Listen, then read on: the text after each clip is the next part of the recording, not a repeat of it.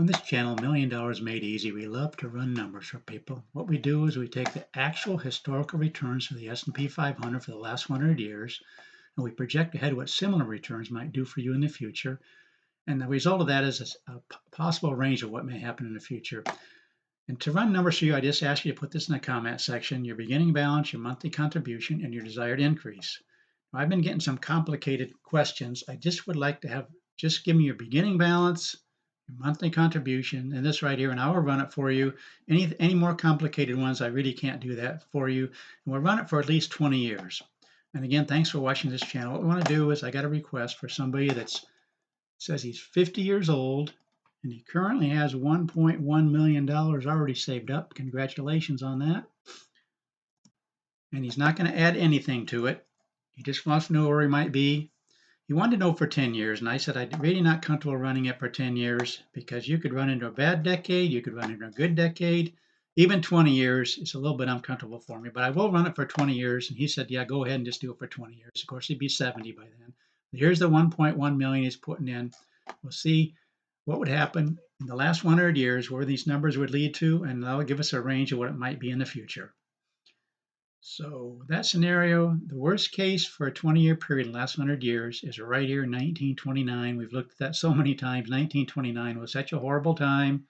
Those of you that watched my videos before, you know that's just a horrible time. So that's almost always the worst case scenario. The median in this column is 8.68 million. 628. What do we mean by that? We mean that half the time you'd have more than that in this column, half the time you'd have less. There was actually a 20-year period where you actually would have 29 million. So the range would be between 2 million and 29 million, which is a huge range. I understand that. But we also take into account inflation, what the buying power of these amounts would be after these periods of time with a 3% inflation rate. But he also wanted to do one more thing. He also says he has, let me see this and make sure I'm getting this right. He says he has 50,000 in a brokerage account. He wondered if that would make much difference. So let's just go ahead and make this $1,150,000.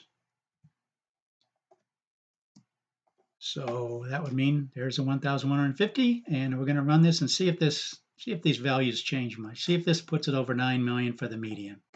But that's what we do for people. We run numbers. See if it goes much, gets up to 9 million or not at 50,000. Yep, it puts it over 9 million, and whatever that one was before, I forget already what that one was for the worst case scenario. It didn't change that much. There's 1929 again. But that's what we do for people. We run numbers for them. He asked me to run these numbers. I realized it was for 10 years, and I don't like to do that for 10 years because, like I said, there's such a possible variance between decades. 20 years is a little bit better, but I'd much prefer doing 30 and 45 years, which obviously is for younger people. But I love to run numbers for people. Just let me know in the comment section what numbers you want me to run. And please keep it to just this simple thing. Your beginning balance, your monthly contribution, your desired increase. Don't give me a whole bunch of breakdowns why I have this amount in this account, this amount. Just give me your beginning balance, please. I really appreciate it. Please share this channel with your friends and neighbors. Let them know there's a channel out there that will run numbers for them, and they can see where they might be in the future. Please share this, like the video, and thanks for watching.